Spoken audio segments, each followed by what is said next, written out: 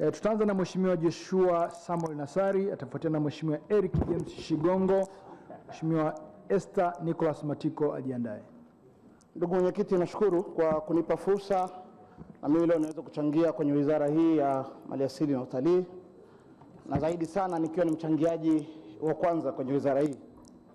Ndugu mwenyekiti, awali ya yote nianze kwa kumshukuru Mungu kwamba na mimi nasimama tena ndani ya bunge katika awamu nyingine hii nikiwakilisha jimbo lile la watu wa Meru, lakini nikipitia Chama cha Mapinduzi.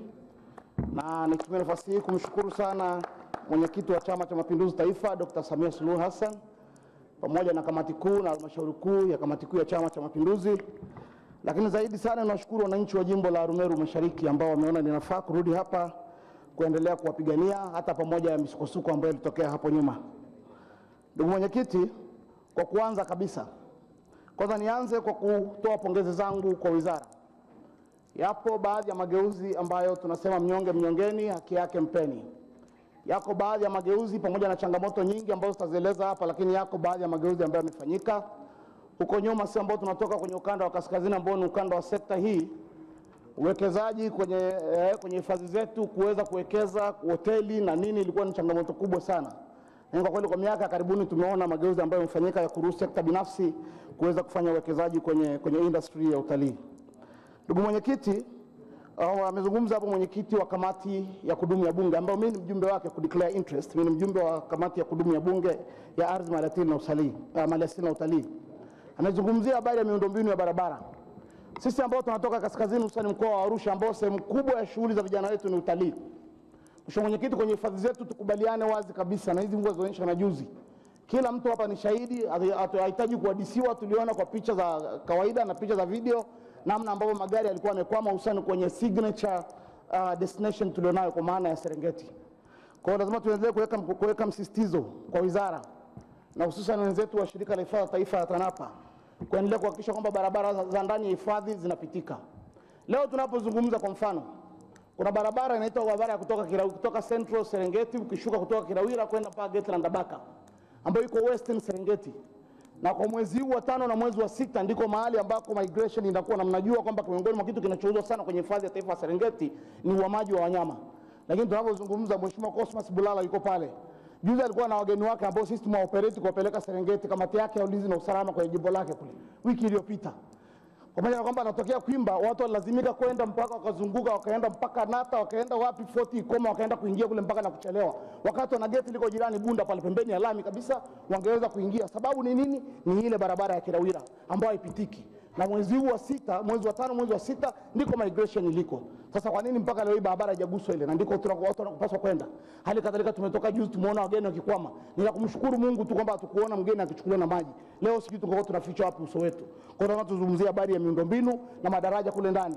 Hali kadhalika eneo la Kogatende, kuna wakati ilifika hatua hadi madereva wakapigwa fine pale na wengine kufungiwa kwa sababu wageni walashindika kushuka ndani ya magari ili waweze kuona kivuko, kwa maana ya migration wanapovuka pale kwenye Mto Mara.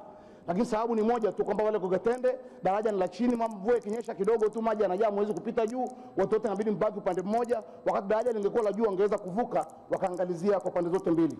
Ndugu mwenyekiti, jingine ambalo napenda kuzungumzia ni idadi ya watalii hapa ndani. Mheshimiwa Rais amepambana sana kunyanyua sekta ya utalii, na kwa kweli lazima tumpe maua yake. Baada ikafika hatua yeye mwenyewe kuamua kutoka ofisini kwenda kuigiza filamu ya Royal Tour. Lakini bado kuna namna ambavyo tunamwangusha. Yeye amesema kufika 2030 anatamani kuona watalii milioni 8 kwenye nchi hii. Leo hii wizara inatuambia watalii wamefika milioni 5 na laki 3. Tunashukuru, tunawapongeza. Lakini ukweli ni kwamba hizi takwimu ukifuatilia ni takwimu zinazochukuliwa kwenye boda, kwenye mipaka yetu ya kuingilia. Uhalisia ni kwamba kuna mtu amehesabiwa kwamba ni mtalii katika milioni 3 na laki 8, lakini alikuja pale Mangola Karatu kuja kununua vitunguu kutoka Kenya, naye anaambiwa ni mtalii. Ukienda pale Rombo kuna watu wanavuka pale kuja kufanya biashara ya mahindi pale Olili na Tarakea na wapi, nao wanahesabiwa kwamba ni watalii katika watalii milioni 5. Huu si ujinga? Tunajipongeza wenyewe, tunajipanga, yani tunajitekenya na kucheka.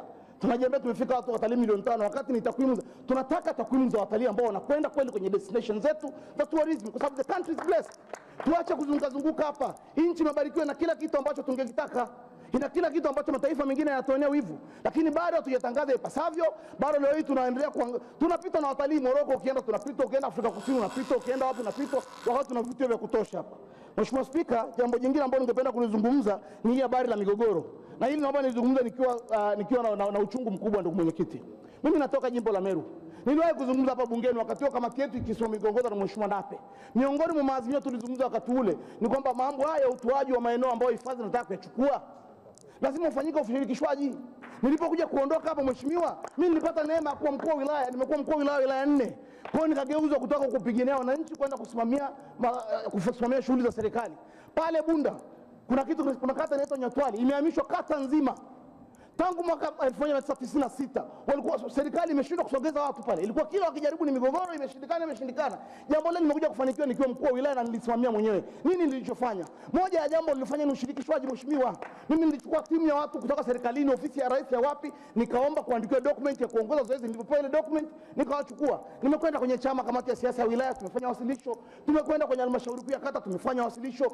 Nimeitisha mikutano kwa wananchi kwenye vijiji kule, tumefanya awareness ya kutosha. Walipokuja mawaziri 8 na wako hapa ndani, kina Mary Masanja, kina Mheshimiwa Silinde, kina nani wakati ule akiongozwa na waziri wa ardhi alikuwa mbunge wa Ilemela Mwanza. Alipokuja baada ya kwenda kwenye mkutano kwa wananchi, aliambia mheshimiwa, na sasa tumekuja kufanya nini? Mbona kazi imeisha hapa? Kwa sababu walifika wakakuta tayari wananchi washajiandikisha zaidi ya 100 kuomba wenyewe wafanyiwe uthamini, kwa sababu we engage them na tulihakikisha haki zao zinalindwa.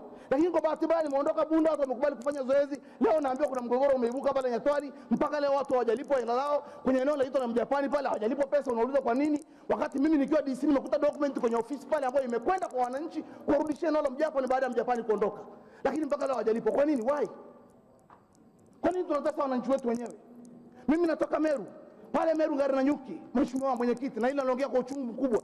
1951, 9 years before independence. Miaka 9 kabla ya uhuru, watu wa Meru walikaa kwenye vikao wakachanga fedha kwenye tungu. Haikuibiwa shilingi. Naomba mwenyekiti tafadhali, jambo ni muhimu sana hili. Wakamtuma aliyekuwa mbunge wetu wa kwanza hapa Jafet Kirilo Ayo Ngura, Marekani, New York. Wakati wa ukoloni wakati huo kwa ajili ya ardhi ya Meru. Nchi yetu imepata uhuru. Miaka mingi imekwenda mbele mpaka leo tunarudi, tunakwenda tena kuhamisha wananchi wetu pale. Mheshimiwa mwenyekiti, ninazo document hapa, naomba mtu wako achukue kuletea mezani hapo. Naomba kuziregister. Leo kuna wananchi wanalipwa fidia, wanahamishwa kwenye eneo pale Ngari na Nyuki, kitongoji cha Nasula. Mtu analipwa shilingi 17,200, anaambiwa ahame kwenye eneo lake. Aende wapi? Mtu analipwa milioni 2 mwenyekiti, milioni 3, document ya hia. Huyo mwenyekiti si umaskini kwenye nchi hii?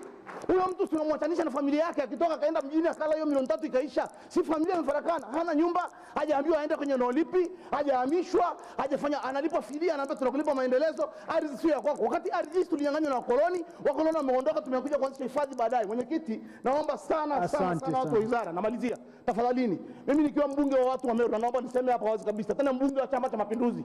Moja ya nguzo wa CCM mwenyekiti, nasema nitasema ukweli daima, fitina kwangu mwiko. Naomba niwaambieni ukweli. Hakuna mwananchi wa pale Ngari na Nyuki as long as mimi ni mbunge wao atakayeondolewa kwa fidia ya hovyo namna hii. Hakuna. Hatukatai maendeleo ya uhifadhi, hatukatai. Lakini let's do it with dignity. Asante sana. Mwenyekiti, kwa kumalizia, TPP na AFCON, tafadhali sana wizara, maoni ya kamati yazingatiwe. Nashukuru sana mheshimiwa mwenyekiti, asante. Asante sana. Usisahau kusubscribe na kugusa alama ya kengele ili uwe wa kwanza kupata taarifa zetu kila tunapoweka Msomi News.